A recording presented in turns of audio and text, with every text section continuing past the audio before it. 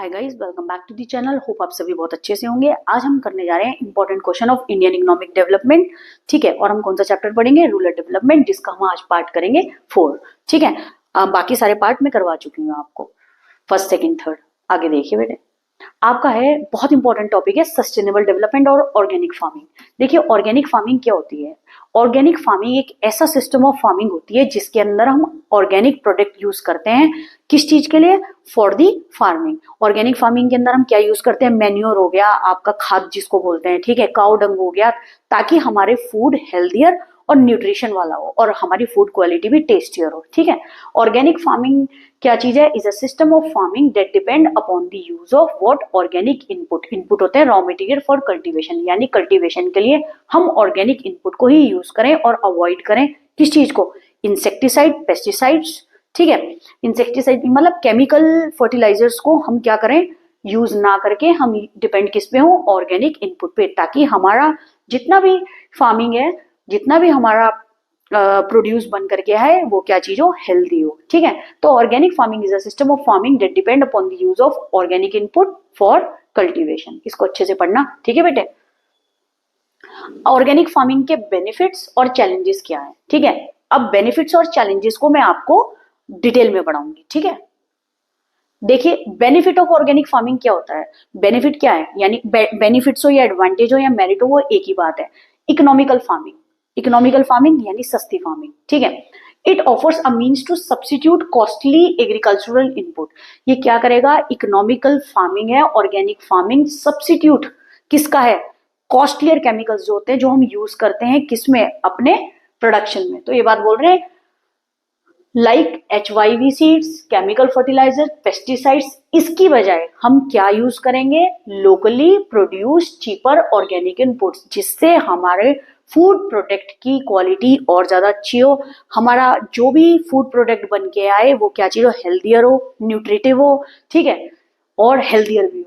तो बोल रहे हैं economical farming it offers a means to substitute, हम सब्स्टिट्यूट कर देंगे कॉस्टलियर एग्रीकल्चर इनपुट को, जो इंक्लूड करता है केमिकल फर्टिलाइजर्स, पेस्टिसाइड्स को, with locally produce cheaper organic input, क्योंकि वो सस्ते होते हैं। तो ये बेनिफिट किसका है? ऑर्गेनिक फार्मिंग का। सेकंड है, ये जनरेट्स करेगा इनकम थ्रू एक्सपोर्ट्स। जब ऑर्गेनिक फार्मिंग होगी, अच्छे प्रोडक्ट बन के आएंगे और ऑर्गेनिकली प्रोडक्ट बन के आएंगे, तो हम ज्यादा से ज्यादा वो एक्सपोर्ट भी करेंगे। तो it generates income through international export as demand for organically grown crop is on a rise. Organically grown crop ज्यादा से ज्यादा क्या चीज है? उनकी डिमांड बढ़ती हुई है। अब तो हम एक्सपोर्ट करेंगे, तो जिससे इनकम जनरेट होगी। और जो मैंने आपको बताया, provide healthy food, healthier food provide करेंगे, as organically grown food has more nutritional value than food grown through chemical farming। Chemical farming में, अब आपको पता भी होगा, केमिकल फार्मिंग में तो ये चीज है सीजनल फूड, जैसे जो गर्मियों में ये आपकी वेजिटेबल्स वगैरह जो पहले नहीं आती थी, ये अब जो गर्मियों में है वो तब भी मिलेगी। ठीक है, गर्मियों वाला सर्दियों में मिलेगा, सर्दियों वाले में जो क्रॉप होगी वो किस में मिलेगी? गर्मियों में मिलेगी, just because of chemical fertilisers. तो ये बात बोल रहे हैं, ऑर्गेनिकली फूड अगर होगा तो वो हेल्दी फूड होगा, एज मोर न्यूट्रिशनल वैल्यू होगी then grown through chemical farming. ठीक है, source of employment, it generates more employment opportunities as it required more labour. ज्यादा से ज्यादा एम्प्लॉयमेंट अपॉर्चुनिटीज ज्यादा होगी, क्योंकि इसमें ज्यादा लेबर की जरूरत पड़ेगी।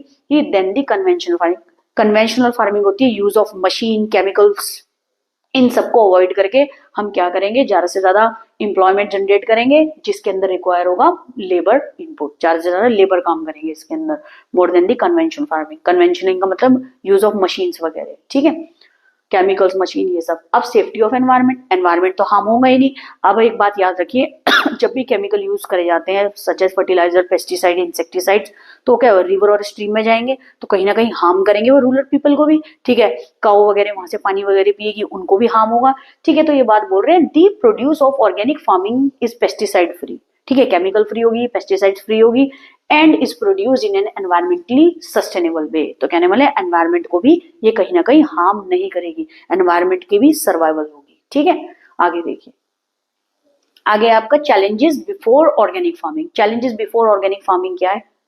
बहुत ध्यान से सुनना। चैलेंजेस क्या है ऑर्गेनिक फार्मिंग के सामने? पहला, less popular, organic farming less popular है। Organic farming needs to be popularized by creating awareness and willingness on the part of the farmer. Farmer के अंदर भी एक विलिंगनेस होनी चाहिए और अवेयरनेस करवानी चाहिए ऑर्गेनिक फार्मिंग के थ्रू, ठीक है, कि वो ज्यादा से ज्यादा अडॉप्ट ना करे for adoption of new technology and hence it promote organic farming. देखिए एक बात मैं बताना चाह रही हूँ, लेस पॉपुलर में ऑर्गेनिक फार्मिंग को अभी भी नीड है कि वो ज्यादा से ज्यादा पॉपुलर हो। किसके थ्रू? फार्मर के थ्रू। फार्मर बहुत ज्यादा अवेयर हो और विलिंगनेस हो किस चीज के लिए? For the adoption of new technology, ताकि वो प्रमोट कर सके नई नई टेक्नोलॉजी यूज करके ऑर्गेनिक फार्मिंग और आगे बढ़ानी चाहिए। वो भी अभी एक चैलेंज ही है, लेस पॉपुलर, ठीक है। Lack of infrastructure marketing facilities.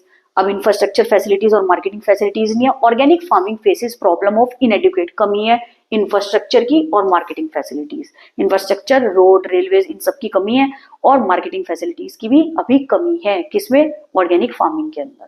Low yield, low yield का मतलब low production. Organic farming has a lesser production in the initial year as compare to the modern agriculture farming with the use of chemicals वगैरह, जो fertiliser use करके, तो उसके अंदर production ज्यादा हो रहा है, वेयर एज लेसर प्रोडक्शन आपके ऑर्गेनिक फार्मिंग में हो रहा है पहले कुछ साल में। एज अ रिजल्ट स्मॉल और marginal farmer find difficult to adapt क्या? Large scale production. तो क्या होगा? लार्ज स्केल प्रोडक्शन किन के लिए नहीं होगा? स्मॉल और मार्जिनल फार्मर, जिनसे उन्हें इनकम जनरेट नहीं होगी। ये भी एक चैलेंज है ऑर्गेनिक फार्मिंग का। Shorter food life, organic produce has a shorter shelf life as compare to the sprayed produce. देखिए ऑर्गेनिक प्रोड्यूस जो फूड होंगे उनकी लेसर लाइफ होगी as compare to the sprayed produce. Sprayed produce chemical fertilisers आप use करोगे तो वो product ज्यादा टाइम के लिए चलेगा, whereas organic produce has a shorter life, ठीक है। Limited choice of crop, the choice in the production off season crop is quite limited in organic farming. देखिए ऑफ सीजन के अंदर आपको ऑर्गेनिकली प्रोड्यूस गुड्स नहीं मिलेंगे ज्यादा से ज्यादा, ठीक है। और वेयर एज क्या चीज हो गया? केमिकली प्रोड्यूस गुड्स आपको किसी भी सीजन में मिल जाएंगे, ज्यादा टाइम के लिए चलते हैं, उनको स्टोर भी करके रख सकते हैं कोल्ड स्टोरेज में। The choice in production off season crop is quite limited in organic farming. ये सारे चैलेंजेस हैं ऑर्गेनिक फार्मिंग के, ठीक है।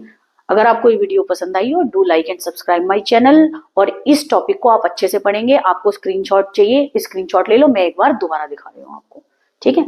स्क्रीनशॉट लेना चाह रहे हो आप, स्क्रीनशॉट ले लीजिए। इसकी लैंग्वेज बहुत इजी लिखी हुई है और ये आपको एकदम लर्न हो जाएगा। लेकिन ये बोर्ड एग्जाम के लिए बहुत इंपॉर्टेंट है। ऑर्गेनिक फार्मिंग का क्वेश्चन पक्का एग्जाम में आएगा। It is very important for board exam, ठीक है। अच्छे से पढ़ लेना, जरूर से इन क्वेश्चंस को कर लेना, आपके नंबर बहुत अच्छे आ जाएंगे बेटे। स्क्रीनशॉट लीजिए, ठीक है। Thank you so much.